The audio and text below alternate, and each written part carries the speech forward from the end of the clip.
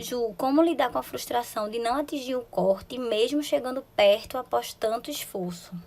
Gente, essa luta pela aprovação, ela é constante. Quanto mais a gente se dedica, mais a gente espera um resultado. Só que lembrar que cada conquista faz parte de um processo. Um exercício que eu peço muito para as pessoas fazerem é uma lista de méritos. Escreva 5 méritos, 5 realizações que você já teve. Ou seja, para você estar aqui nesse lugar, acertando quase que toda a prova, o corte, né, o limite para você conseguir passar, você já andou muita coisa. Então, em vez de olhar o que falta, olhe para trás e perceba tudo que você já caminhou. Consiga perceber tudo que você já realizou até aqui. Quanto maior a expectativa, quanto maior a pressa, maior a frustração. Lembre-se que existe a síndrome do impostor. Não sei se eu já falei aqui, acho que eu já falei em outros vídeos sobre a síndrome do impostor. Que é você achar que você não é capaz o suficiente de alguma coisa, ou você achar que alguma realização que você teve foi sorte, ou que você estava no lugar certo na hora certa, mas que na verdade você não merecia aquilo. Então eu costumo dizer que essa batalha de ficar pertinho, pertinho, pertinho até conseguir, ela serve para quando você tomar posse, você se lembrar do caminho que você percorreu, que você não está ali por acaso, que não foi sorte, foi luta, foi batalha. Isso é importante para você ficar mais fortalecido. O que faz o homem, o ser humano, ser mais forte são as frustrações que ele precisa lidar ao longo da vida. Uma pessoa que me perguntou se é normal sentir perdido ao iniciar os estudos para concurso. Muitas vezes, quando você começa, você fica com dúvida no método. Você quer fazer uma coisa porque seu colega tá fazendo, aí para. Aí vai para outra coisa porque seu colega tá fazendo, aí para. E aí fica com dúvida nas ações.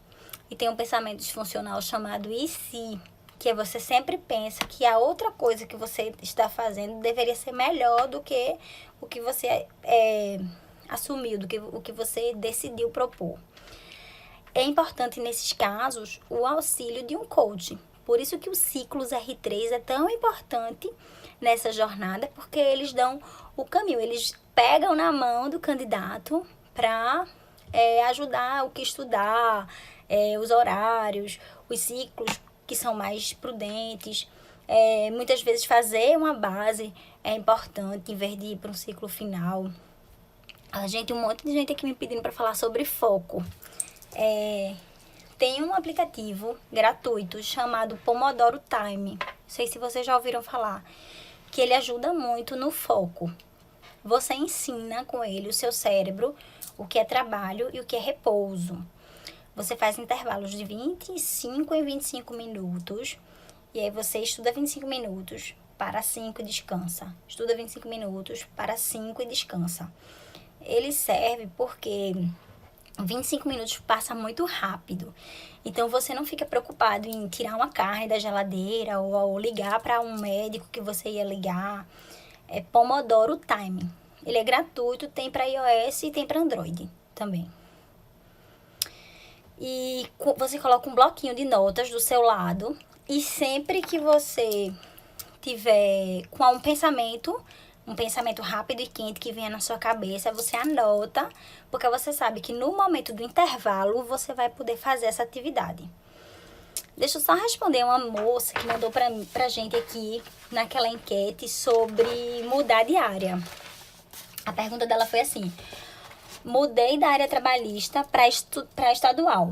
Como controlar o imediatismo? Renatinha, é isso mesmo, Pomodoro Time, obrigada. Gente, a questão do viver o presente, do viver o momento, é indispensável para quem está estudando para concurso. Por quê?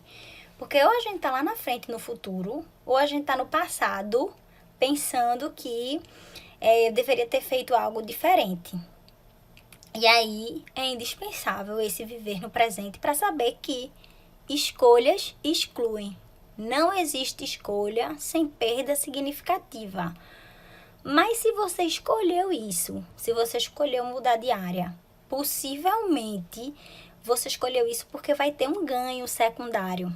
Por exemplo, um fenômeno que está acontecendo agora na área trabalhista de muita gente querer mudar é por causa das incertezas, da instabilidade. E aí, o que acontece? São duas vertentes. O pessoal que continuou estudando para a área, e aí quando abrir um concurso, essa pessoa vai estar preparada, porque ela não deixou de estudar.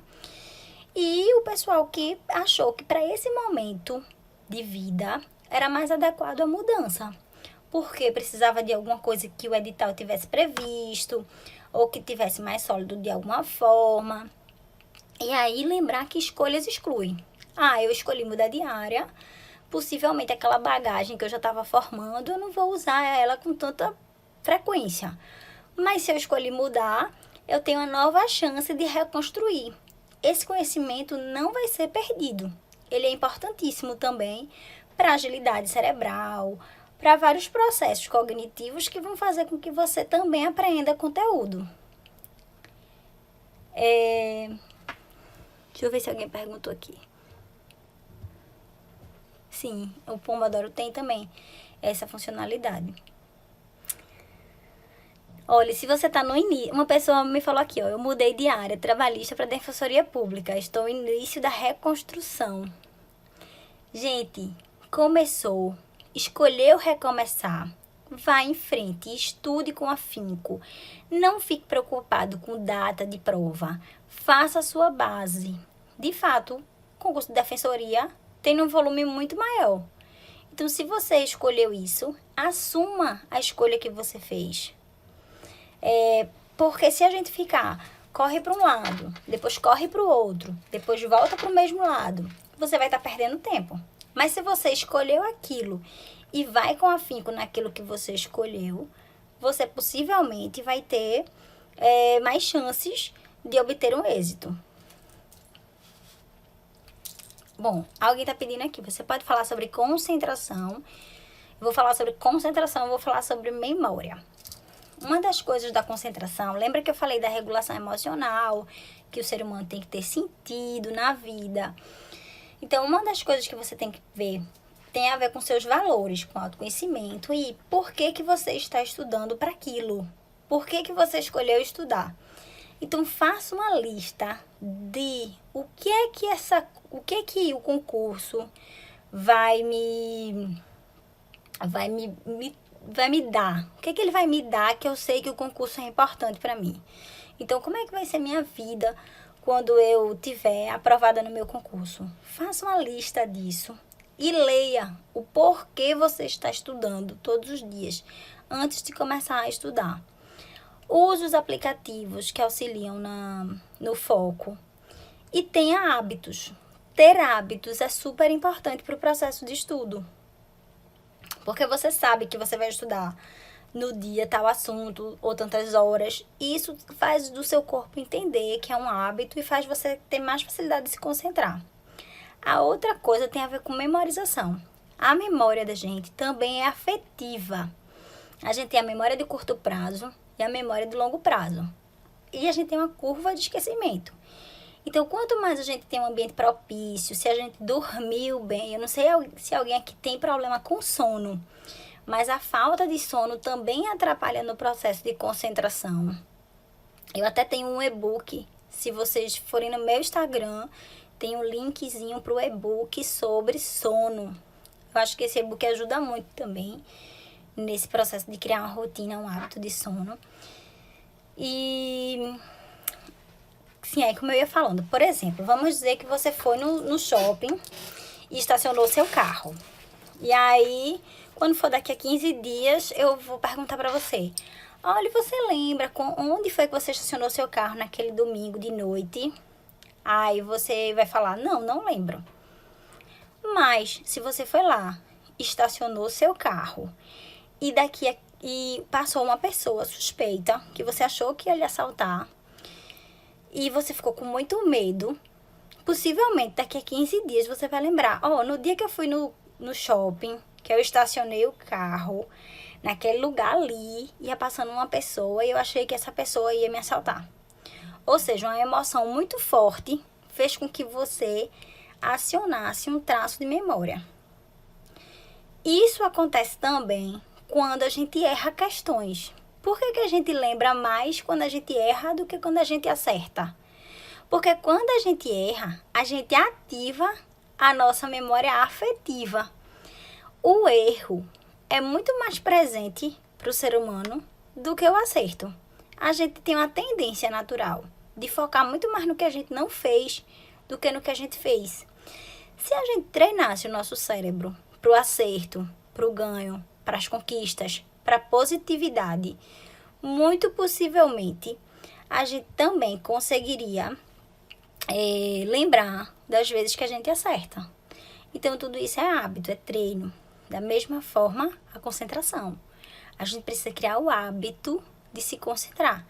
E aí a gente tem que avaliar holisticamente como é que estão os outros fatores. Se de fato esse estudo está dentro das coisas que faz sentido para você. Eu tô lendo aqui uma pessoa dizendo que consegue dormir, mas não dorme cedo. A questão do sono é o seguinte: tem gente que tem facilidade em despertar e tem gente que tem dificuldade para dormir. E aí eu acho que esse e-book vai ajudar nesse processo. Uma outra coisa é que a gente precisa conhecer as nossas emoções. Como é que a gente conhece as nossas emoções? Dando concretude a ela, porque a emoção, ela é muito individual e ela é muito abstrata também. E aí, por exemplo, o que é felicidade para você? O que é felicidade para alguém pode ser dormir a noite toda.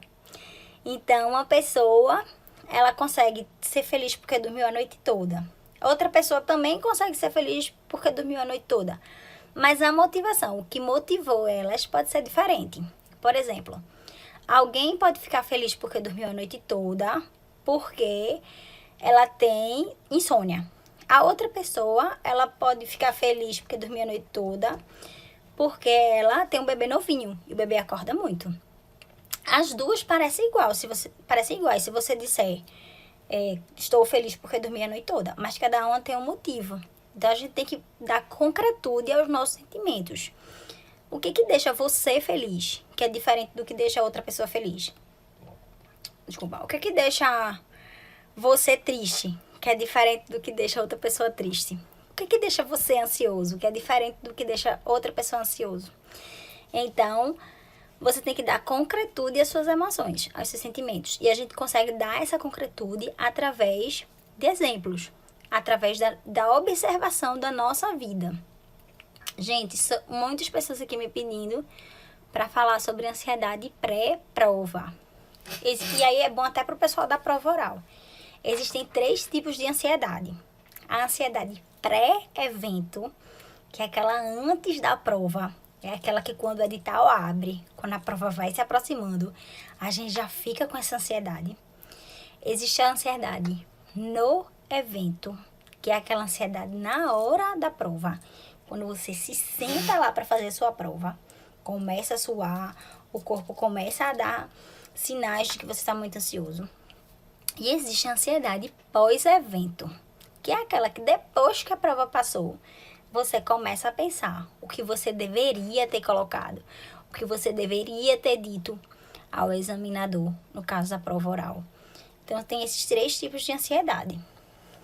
Para a ansiedade pré-evento, é importante você se preparar, ou seja, estudar, você tentar fazer respiração, meditação, você tentar conhecer os seus pensamentos, você avaliar se está com alguma armadilha mental ou está com algum pensamento disfuncional. Você checar as evidências do seu pensamento. O que é isso? Às vezes a gente tem um pensamento rápido e quente de que a gente não é capaz, ou de que a gente vai estar muito nervoso no dia da prova. Mais do que tentar mandar o pensamento embora, porque quanto mais a gente manda o pensamento embora, mais força a gente dá a ele. É checar as evidências se esse pensamento é real ou se a gente está catastrofizando. Ou seja, se a gente está transformando aquele problema em um drama. Porque existe o problema e existe o drama. Se a gente tirar o drama, a gente fica só com o problema. essa linguagem leiga para falar de um pensamento disfuncional chamado catastrofização, que é quando a gente transforma um problema em uma grande catástrofe. E uma pergunta é importante você fazer. O que é que eu diria a um amigo se ele estivesse na mesma situação que eu? Se coloque em perspectiva. Por quê? Uma pessoa que falou, eu sou o drama. Se coloque em perspectiva. Como é que é isso, gente? Quando a gente está imerso no problema, às vezes é muito difícil para a gente perceber aquilo. Ou seja, perceber que aquilo ali é um erro cognitivo ou um pensamento disfuncional. Mas quando a gente pensa em, se fosse um amigo meu passando por isso, o que é que eu diria a ele? As coisas parecem ficar mais suaves. Então, é importante fazer essa checagem do pensamento. Questione as evidências do pensamento. Também pense quais seriam as outras ações que eu poderia fazer hoje para mudar isso que eu estou sentindo, para mudar isso que eu estou pensando. E a outra coisa importantíssima que vocês podem anotar aí, que é, eu sou uma pessoa real que resolve problemas na vida real. O que é isso? Espere o problema acontecer para poder você resolver. Porque às vezes o problema nem aconteceu e você já está pensando em possibilidades de resolução. E às vezes esse problema, ele não vai nem acontecer, não vai nem chegar a esse problema. E você já perdeu tempo, você já se desgastou emocionalmente pensando naquilo.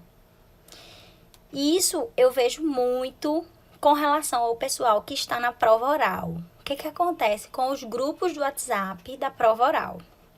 As pessoas fazem um grupinho ali com quem está da oral e esquece que naquele grupo também tem gente ansiosa. Então fica todo mundo ansioso falando das suas ansiedades. Aí você filtra só o que é ruim, esquece o que é bom.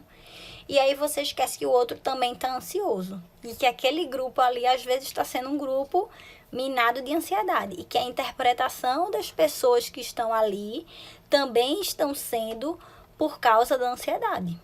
Então, tem que filtrar. Eu já disse da outra vez que a gente conversou aqui na live que é uma tendência natural de quem está estudando fazer o filtro negativo. Por exemplo, você tem 4 horas para estudar, aí você estudou 3. Aí você pensa só na 1 hora que faltou e esquece as 3 horas que estudou. Então, a gente também tem que ver o que a gente tem feito, o que a gente tem conseguido produzir, o que a gente tem feito para perceber as coisas boas que a gente está fazendo nessa caminhada.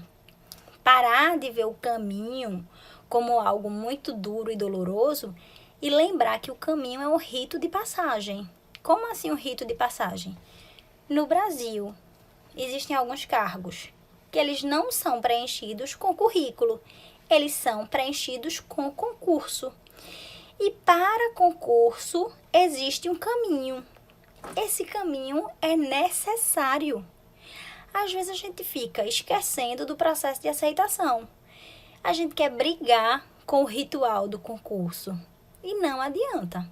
A gente tem que aprender a lidar com esse ritual. O ritual do concurso é difícil. A prova é necessária, exatamente, Thaís. É difícil, é doloroso, mas a gente tem que passar por isso. É igual a prova oral.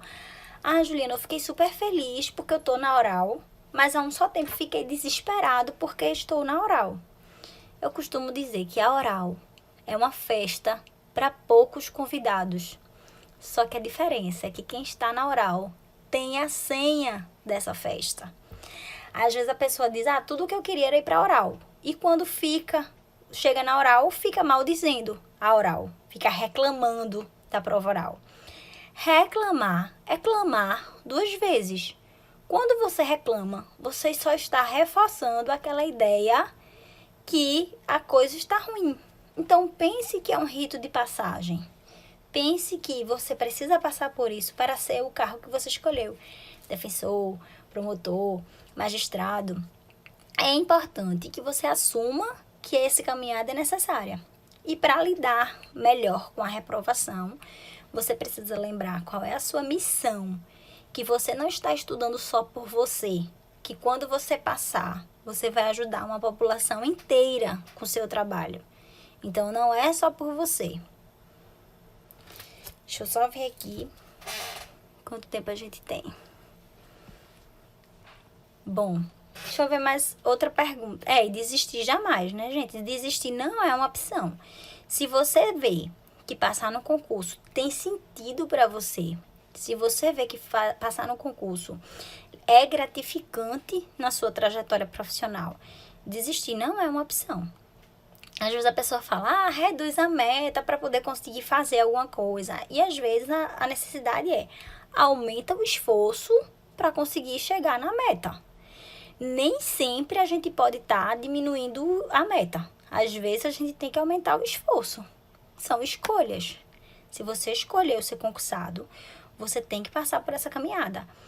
E lembre-se que quando você for aprovado e você olhar para trás e você se deparar com dificuldade de ser gestor, dificuldade de estar morando longe da sua família e com outras inúmeras dificuldades que a gente se depara depois da posse, você vai lembrar que você não está ali por acaso, que o caminho, que a batalha foi muito grande.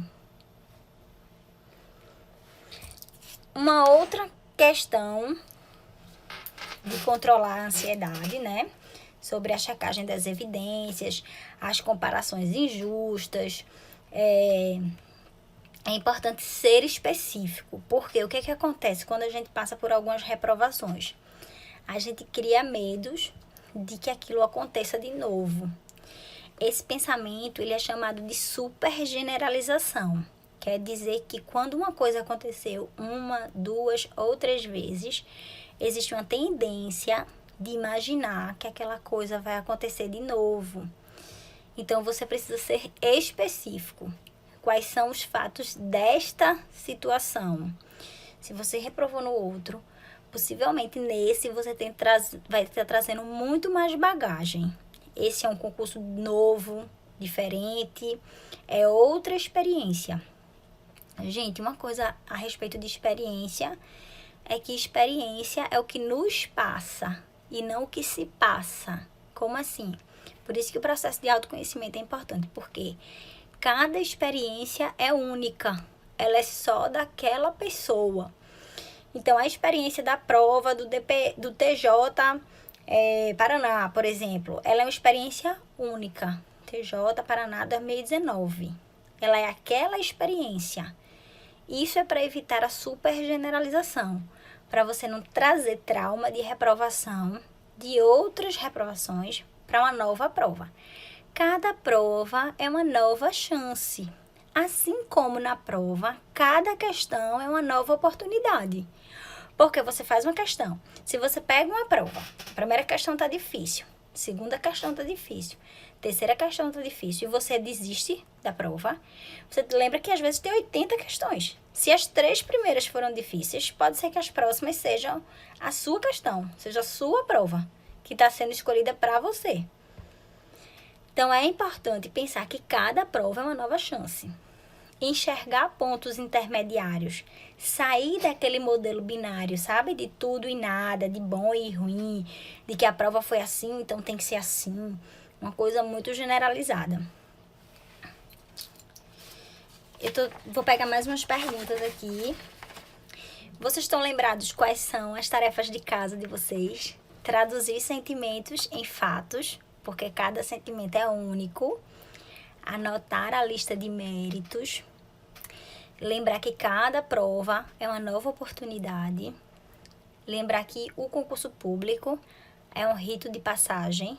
Não tem como assumir alguns cargos no Brasil sem passar pelo concurso público. Quem está na prova oral, lembrar que escolheu estar na prova oral. Não adianta ficar maldizendo a prova oral. A prova oral é necessária. Veja a prova oral como uma festa e não como uma forca. Várias pessoas gostariam de estar ali no seu lugar e não estão. E você está tendo essa oportunidade de mostrar para a banca por que você veio. A questão da assertividade, o treino de ser mais assertivo.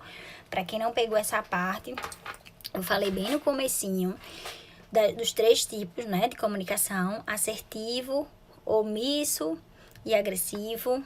Então, treinar, se conhecer, para saber o que realmente importa para você e se comunicar com as pessoas, buscando a sua meta, sem estar agradando todo mundo, dizendo tudo sim. Porque quando a gente diz sim pro outro, a gente tá dizendo não pra gente mesmo. Ter inteligência emocional, ter empatia. Uma coisa também importante é o autocontrole. Porque quando a gente se conhece, a gente consegue ter mais autocontrole. Agora, em relação à ansiedade, quanto mais a gente tenta controlar a ansiedade, dominá-la, mais ela fica na gente. Então, aceitar a ansiedade faz com que ela desapareça mais rápido. Bom, acho que é isso. Acho que eu respondi todas as perguntinhas aqui. Tem uma pessoa que me falou. Eu tenho medo de não ser boa, inteligente o suficiente para passar nas provas. Gente, uma coisa importante que a gente precisa ver são as crenças limitantes. São as objeções que a gente coloca pra gente mesmo. Então, às vezes é importante, antes de começar a estudar, tirar da cabeça e colocar no papel qual é as objeções que a gente tá dizendo pra gente mesmo. Então, assim, o que eu tô dizendo pra mim todo dia? Eu não consigo por quê? E para cada objeção, tentar perceber qual é uma opção que a gente tem para aquela objeção. Obrigada, Gustavo. A Paula tá falando aqui, ó. Como assim aceitar a ansiedade? Me dá um exemplo, por favor. Gente, vê só. Quando chega um visitante inesperado na sua casa, você fica mandando ele embora? Ou você recebe ele, você dá um cafezinho, um lanche e naturalmente ele vai embora mais rápido? Geralmente é a segunda opção, né? Quando a gente fica querendo expulsar uma pessoa, parece que ela fica mais tempo na nossa vida.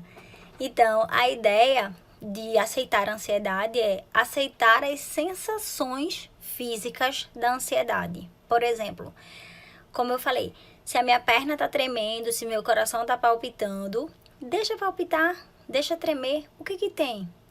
O máximo que vai acontecer é você mesmo estar incomodado com essa sensação física. Então, não lute contra a ansiedade, porque quando você luta, você dá mais poder a ela. Por exemplo, uma fala que eu escuto muito das pessoas é: eu sou ansioso. Então, você empodera essa ansiedade. Você virou sua ansiedade.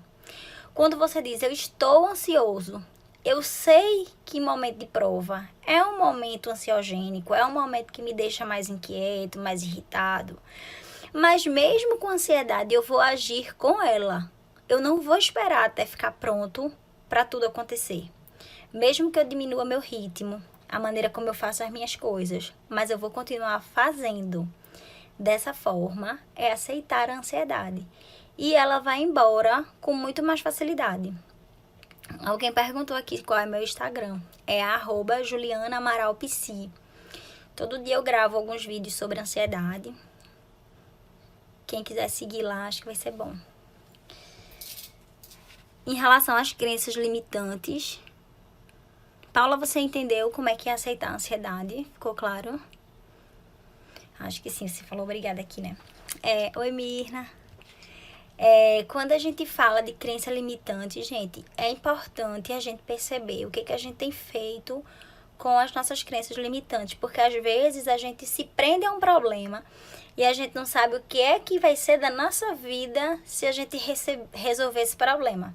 Parece absurdo, né, esse pensamento, mas enquanto a gente tem esse problema, a gente tem do que se queixar, a gente tem do que reclamar, a gente tem do que dizer. E aí, por isso, é importante a gente analisar nossas crenças limitantes. Como lidar com a frustração de não bater as metas diárias? Gente, o que tem que ser percebido é se não está batendo essa meta diária, se isso está acontecendo com muita frequência, você tem que reavaliar a sua rotina. Será que você fez uma meta muito além do alcançável? Ou será que seu esforço está muito aquém do que deveria? Então, essa é uma avaliação diária também, para você perceber por que você não está conseguindo dar conta dessas metas. Tem Uma pessoa me perguntando aqui, ó, como lidar com algumas limitações, exemplo, lentidão, falta de objetividade. Gente, às vezes a lentidão e a falta de objetividade vem de uma questão chamada perfeccionismo. Esse tema ele é muito importante, porque tem até um livro que Fernanda já indicou e que eu já indiquei também no meu Instagram, que é A Coragem de Ser Imperfeito. Porque às vezes tem gente que ou faz tudo da melhor forma possível ou não faz. E aí a gente precisa ser flexível. Um exercício que eu peço para quem é muito perfeccionista, até com as atividades de casa, por exemplo, tem gente que fala, eu só consigo estudar depois que tá tudo na minha casa feito, tudo limpo. E aí eu falo, olha, agora você vai forrar sua cama, mas você vai deixar o lençol um pouco amarrotado. Você vai tirar uma parte do elástico, do lençol de elástico e deixar por fora. Esse é um exercício que é um treino. Tem gente que não consegue. Tem gente que tem dificuldade de fazer as coisas mais ou menos. Mas a gente precisa exercitar, ser flexível. Porque a gente precisa ser vulnerável, ter coragem de ser vulnerável. Deixa eu ver aqui, que acho que eu tô recebendo umas perguntinhas.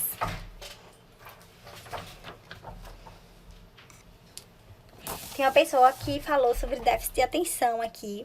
E a gente precisa... Gente, o déficit de atenção...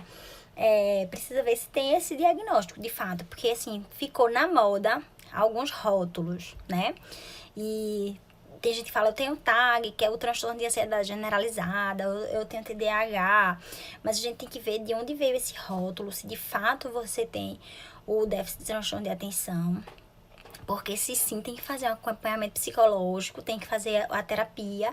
E às vezes, dependendo, tem que fazer um acompanhamento também psiquiátrico. Um acompanhamento medicamentoso com psiquiatra. Tem uma pergunta que é a solução para quem treme involuntariamente. Eu não tinha visto essa pergunta aqui. Tem um tremor chamado tremor essencial. A pessoa nasce com esse tremor. A pessoa treme devagarzinho e sempre, é como se fosse uma constância. Eu não sei se é esse tipo de tremor que a pessoa tem, que eu não conheço, não vi. Mas é importante ir num clínico geral para ver qual é esse tremor. Se é um tremor involuntário na hora da ansiedade, ou se é um tremor, ou se é o tremor essencial. O tremor que você treme involuntariamente, tipo, vou aprender a dirigir e minha perna treme sem parar. Pare de observar para esse tremor. Faça um exercício de distração. Pegue um objeto e comece a descrever esse objeto. Você vai perceber que quando você tirar o foco do tremor desta perna, o tremor vai embora sem você perceber. Eu falei de tremor essencial, mas quando eu li a pergunta, eu pensei que era um tremor o tempo todo, sem parar. Mas se for o tremor na hora da ansiedade, aí é aquela história de você aceitar a ansiedade, sem ficar olhando para cada coisa que acontece. Gente, eu vou explicar rapidinho, porque a live tá acabando, que a gente só tem 1 hora. O tremor acontece porque fisiologicamente e ontologicamente a gente recebeu dos nossos ancestrais a habilidade de, quando a gente tá numa situação de perigo, real ou imaginário, a gente lutar ou fugir. E aí o nosso corpo se prepara para lutar ou fugir. Mas nem sempre a gente luta ou foge. E aí a gente precisa restabelecer o corpo. Aí às vezes essa reestabilidade do corpo faz com que exista o sangue da gente comece a circular de forma diferente. E aí a perna começa a tremer. Porque você preparou o sangue para correr, a musculatura, o corpo para correr e não correu. E aí por isso que você começa a tremer. O coração começa a palpitar, etc. Eu acho que o tempo acabou. Acho que falta só 5 minutos. E alguém perguntou se é normal se sentir perdido ao iniciar os estudos. E aí eu falei sobre os ciclos, falei da importância de ter um coach. E acho que o pessoal dos ciclos pode ajudar muito nisso. Fazer um cronograma, indicar a você qual é a melhor forma de estudar, enfim. Queria agradecer ao pessoal dos ciclos que me chamou para fazer essa live. Queria agradecer a vocês que estiveram aqui comigo nesse horário. E também dizer para vocês me seguirem lá no Instagram. Quem quiser falar comigo, tem o contato no meu Instagram. E para baixar o e-book sobre sono. Tá bom, gente? Um beijo. Foi um prazer estar aqui com vocês. Boa noite. Bom finzinho de domingo para todo mundo. Obrigada.